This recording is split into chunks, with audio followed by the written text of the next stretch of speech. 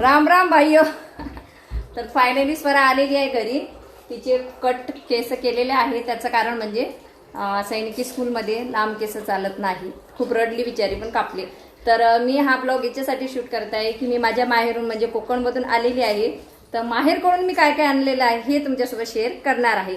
तर सगळ्यात अगोदर बघू शकता हे तांदळाचे आणि याचे पापड दिलेले आहेत. बघू शकता ह्या डब्यात पण आहेत. त्याच्यासोबतच आम्हाला आंबे बघा आंबे दिलेले आहेत. ओके स्वरा खाऊन झाले.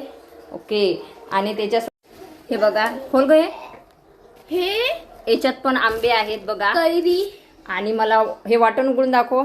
आणि बघा मला वाटण सुद्धा दिलेलं आहे. आणि स्वराला भरपूर असे कपडे, ते सोबत बॅग, सर्व काही दिलेलं आहे.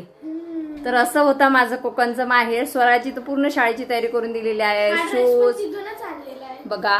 तर असं आहे आमचं माहेर. काही लोक नाती रक्ताचे नसतात, पण रक्ताच्या उन्ही जास्त प्रेम देतात. ओके.